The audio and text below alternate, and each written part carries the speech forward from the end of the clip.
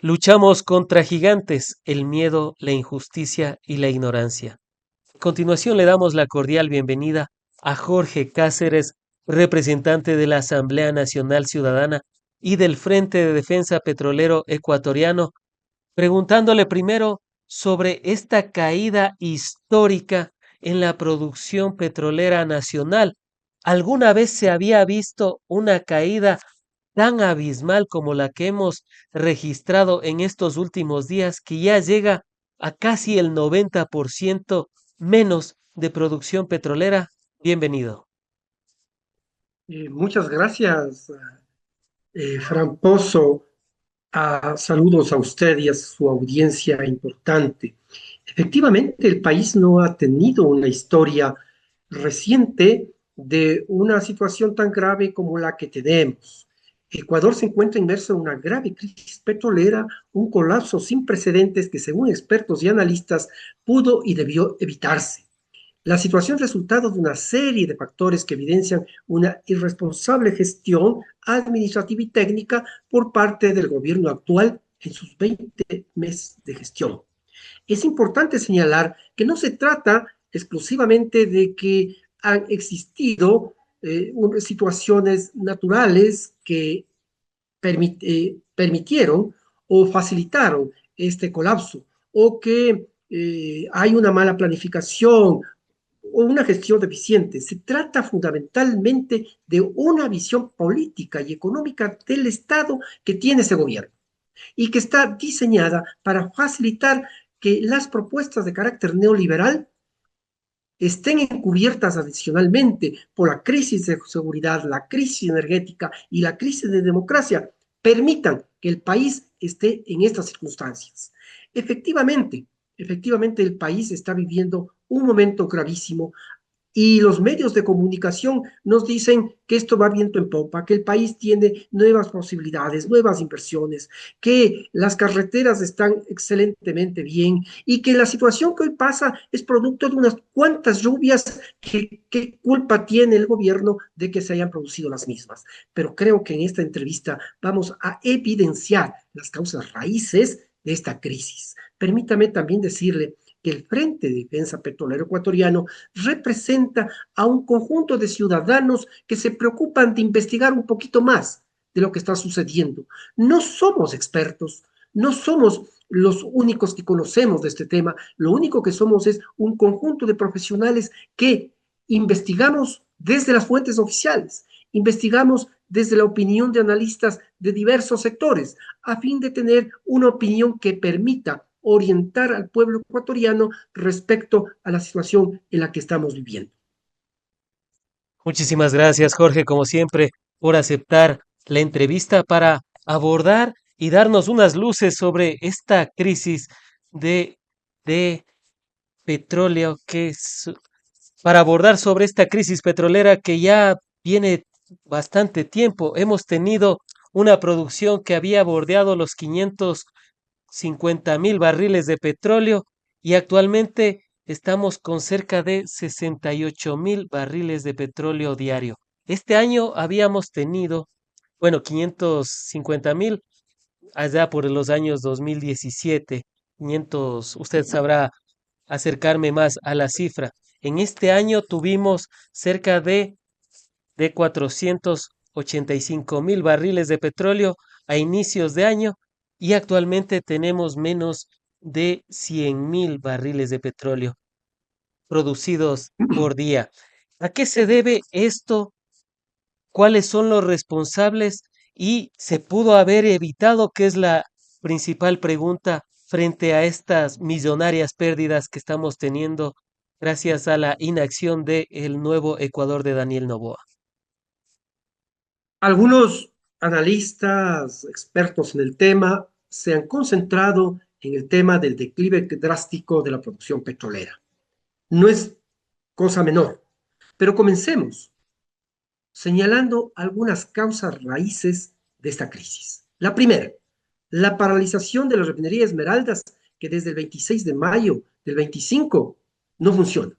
Esta paralización no se debe a causas naturales o accidentales, sino a una irresponsable gestión, a falta de inversiones de mantenimiento y a una alta tasa de rotación de sus cuadros directivos. Su rendimiento operativo cayó drásticamente del 86% al inicio de la gestión de este gobierno a un 50% antes del cierre.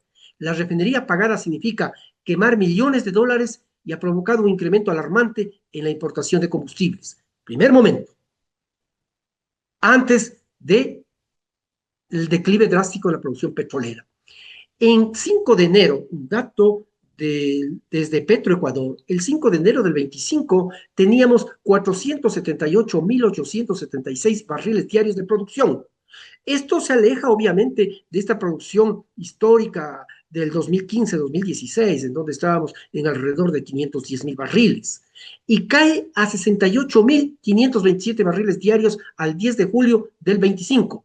Esto significa una caída del 85.69%. Hoy la caída es del 90%. La producción de Petroecuador, responsable de casi el 80% del total, se desplomó en un 89% en julio del 25 e incluso antes de los deslaves. La producción ya venía en declive con una pérdida diaria de 25.000 barriles desde principios del 2024, lo que significa que esta situación de deterioro de la producción petrolera, como decía antes, no se debe exclusivamente a temas, a causas naturales o accidentales, no se debe exclusivamente a que se produjo un deslave. Pero por otro lado, otro de los elementos que debemos señalar muy claramente, el tercero, tiene que ver con el colapso de transporte de crudo, tanto de SOTE como del OCP y del poliducto Chuchuquindiquito.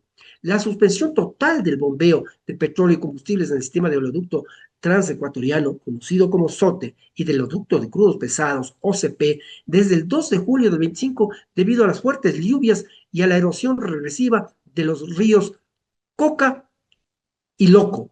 Ha sido la causa inmediata de la drástica caída. Sin embargo, esta es la octava ruptura en los últimos 5 a 6 años.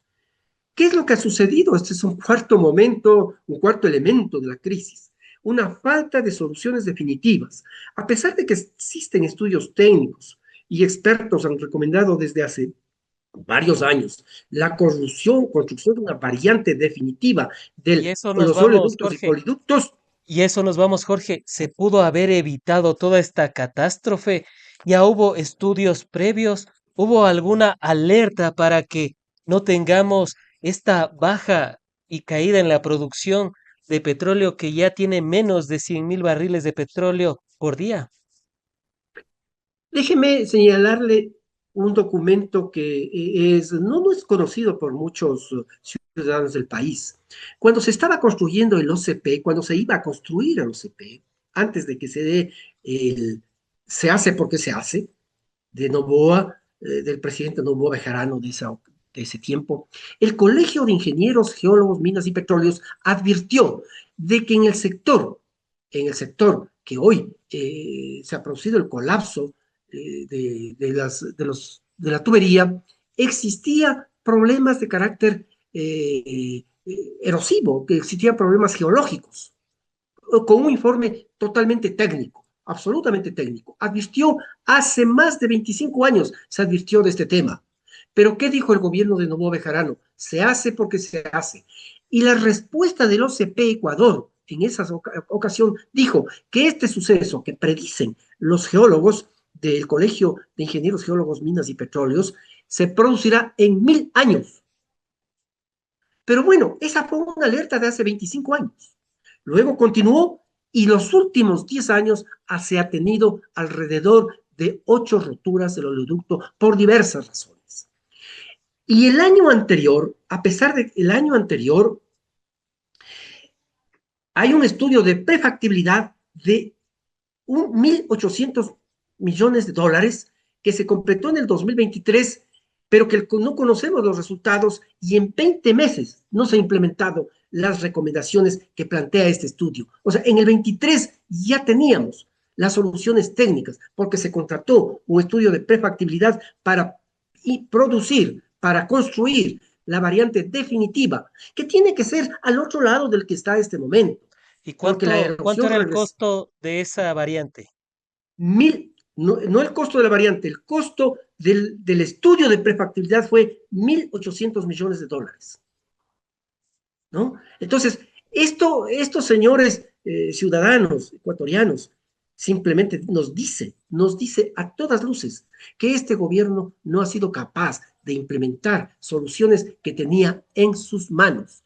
Pero el otro elemento que tiene relación con esto es la pésima Mil gestión ochocientos gubernamental. millones, Jorge, 1.800 millones de dólares para evitar estas catástrofes, pero el Estado ecuatoriano tenía el dinero para poder hacer esto. Por supuesto que tenía el dinero, por supuesto que tenía el dinero. Fíjese que hoy estamos perdiendo 215 millones de dólares por el tema seguramente vamos a tener en septiembre o octubre esa cantidad, pero estos meses nos va a dar un bache, por lo menos en el mes de julio nos va a dar un bache de no recibir 215 millones de dólares. ¿Qué hace usted si su casa está con un hueco en el techo y se está por caerse? Bueno, usted hace un préstamo, pues, pero evita que su casa se caiga. El Ah, gobierno, en vez de con esto pagar la deuda externa, con esto evitaríamos, por ejemplo, que sigan habiendo más rupturas, que por ejemplo, nuevamente ya le habilitan el SOTE y 12 horas después ya lo deshabilitan y actualmente prácticamente paralizado. O sea, con esa inversión tranquilamente se podría hacer eso. efectivamente, efectivamente, vea usted, cuando estábamos debatiendo el tema del OSP para que se transfiera al Estado ecuatoriano, nosotros advertimos que era indispensable en ese proceso de negociación, indispensable que la OCP Ecuador solucione el problema de la variante, porque el contrato decía que tal como que debe recibir el Estado ecuatoriano en buenas condiciones de operación.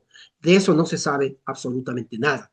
Pero independientemente a ese hecho que tiene que ver con el contrato de UCP, el tema de eh, generar una solución definitiva del transporte de crudo a través de SOTE y OCP y de combustibles a través del poliducto pudo haberse hecho desde el inicio del gobierno del señor Noboa, o sea, hace 23 meses. Esto de O sea, estar permanente campaña. sí pudo haber hecho algo el nuevo Ecuador de Daniel Noboa para evitar esta catástrofe petrolera de tener una reducción de casi el 90% de la producción de petróleo. Así es, todos los analistas coinciden en esto. Esta información que yo estoy señalando no responde a una invención mía o a un dato que los expertos lo señalan. Esto es parte de un contrato que precisamente debería la ministra de Energía, la viceministra de Hidrocarburos, decirle al país en qué sucede en este proceso. Pero hay otro elemento que me parece que es importante también señalarlo de manera muy clara. Ha habido una pésima ejecución gubernamental en la gestión petrolera. No me refiero a otras, me refiero exclusivamente a este sector de hidrocarburos.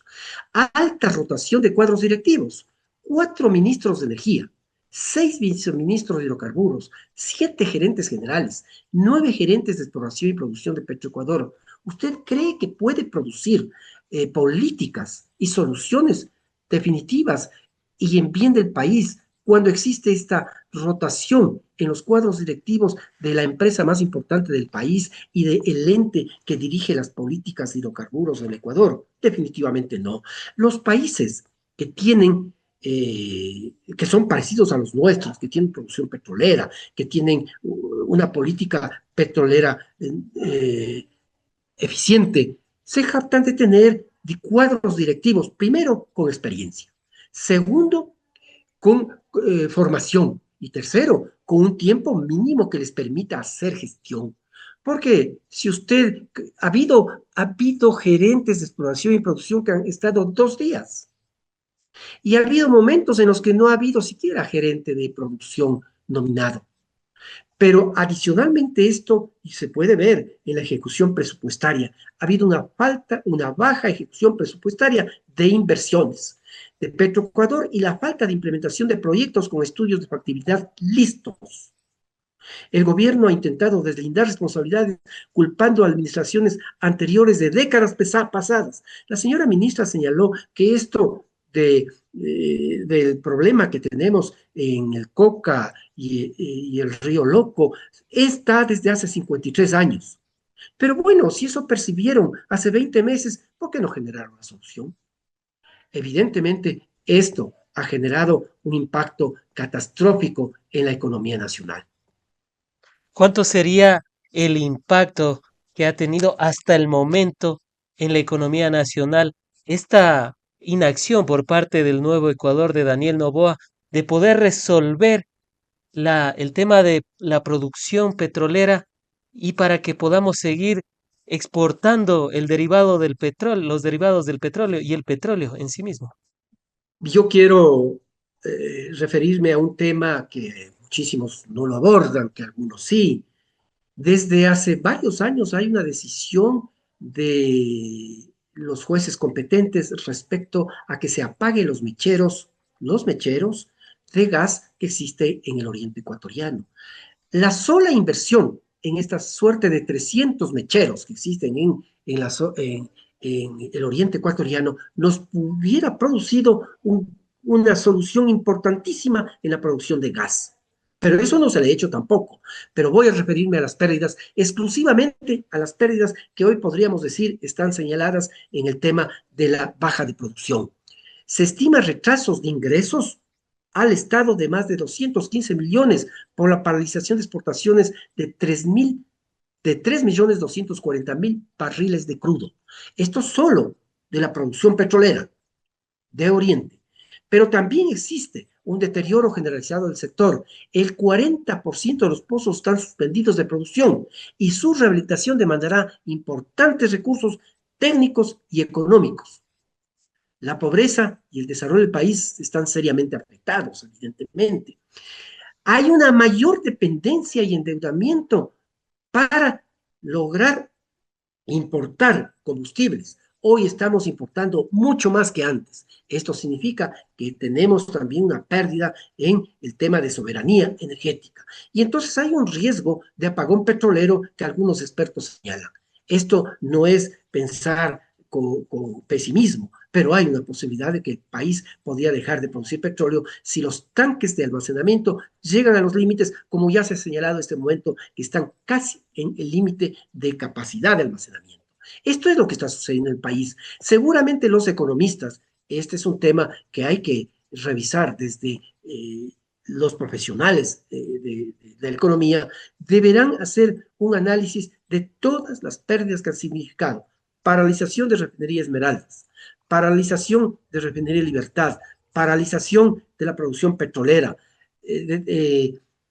rehabilitación de los pozos que están apagados, no utilización del gas de los mecheros, etcétera. Este conjunto de elementos nos dice nos hace algunas preguntas claves que el país debería generar soluciones, que debería generar respuestas.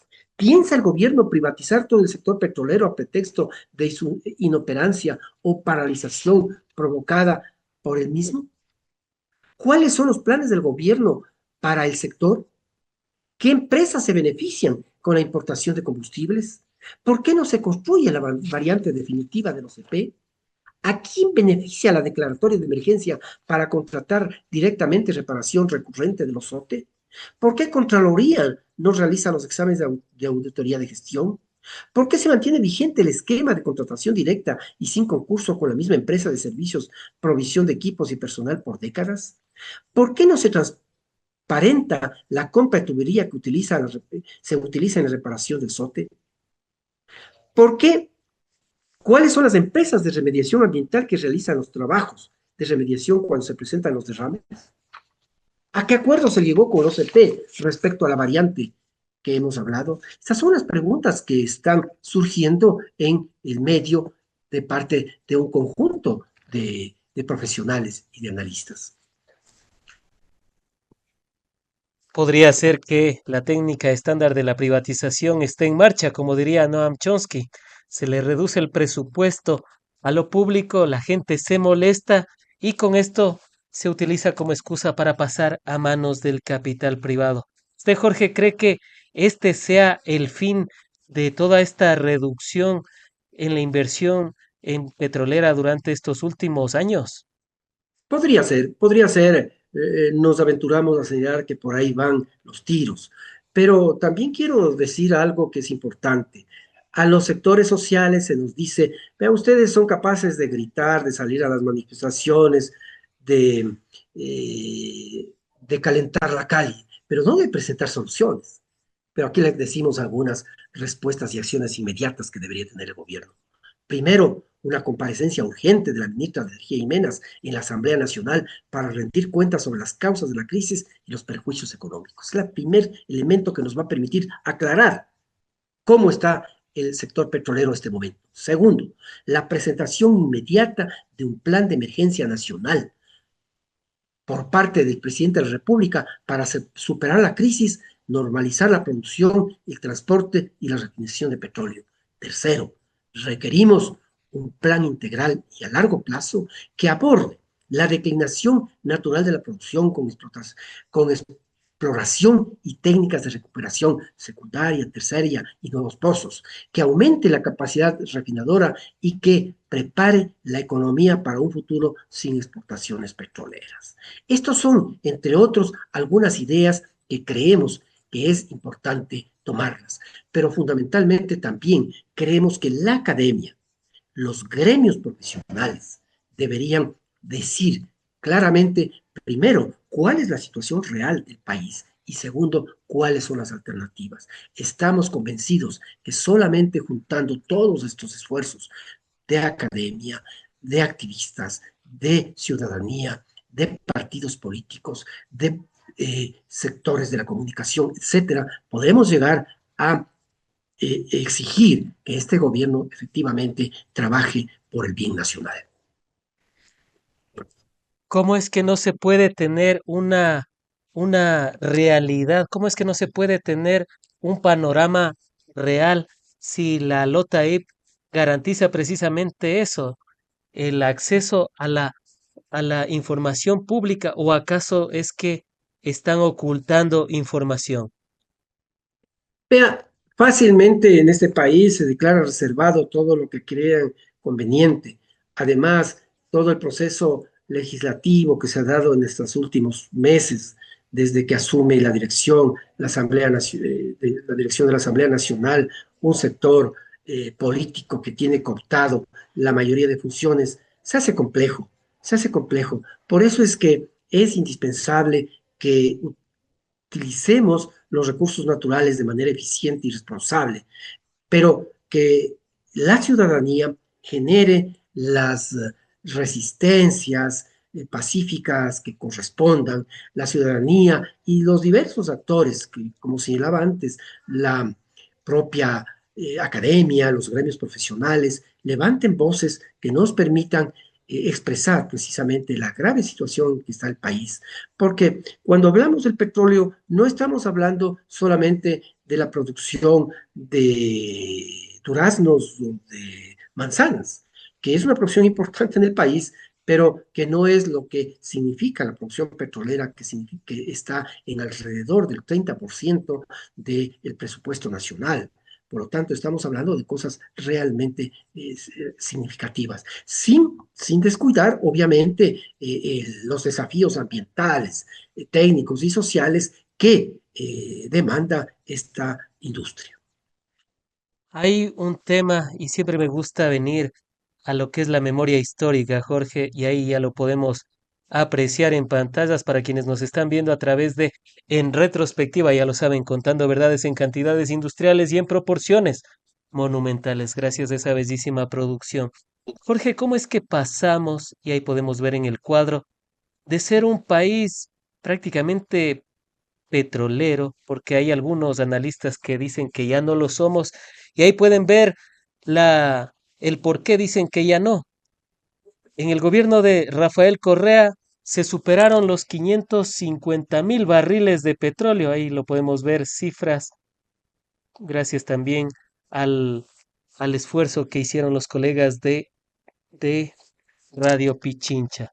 Más de 550.000 barriles de petróleo, bueno, en promedio tenían cerca de 540.000 durante ese periodo. Luego viene Lenín Moreno y tenemos una caída, una de las primeras caídas, y lo vamos a señalar. Vemos ahí una de las primeras caídas con cerca de, y si lo podemos poner un poco más grande, perfecto. Ahí podemos ver que cae a inclusive 473.000 barriles de petróleo. De tener cerca de 540.000 en promedio durante la Revolución Ciudadana, durante el gobierno de Lenín Moreno, baja la producción y tenemos un promedio que bordea los 500.000. Luego viene Guillermo Lasso y tenemos y se mantiene en caída la producción petrolera. Tenemos cerca de 475.000 barriles de petróleo, pese a que el banquero había ofrecido subirla a 1 millón. Y desde entonces tenemos estas caídas. Daniel Noboa con 475.000 al inicio, luego llegó a 450.000 y ahora estamos con esta debacle que ya tenemos menos de 100.000 barriles de petróleo en este último mes. Y yo le pregunto, Jorge, ¿cómo es que llegamos a este escenario tan catastrófico? ¿Cómo es que en vez de aumentar la producción petrolera ha ido disminuyendo?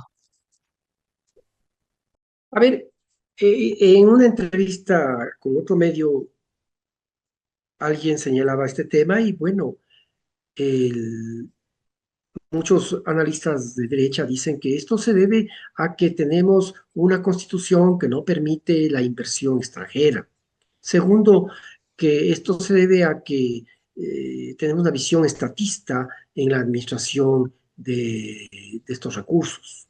Tercero, a que el país no cuenta con recursos. Un poco estos son los análisis en general que se han estado señalando. Pero eh, hemos señalado un tema que es eh, visible.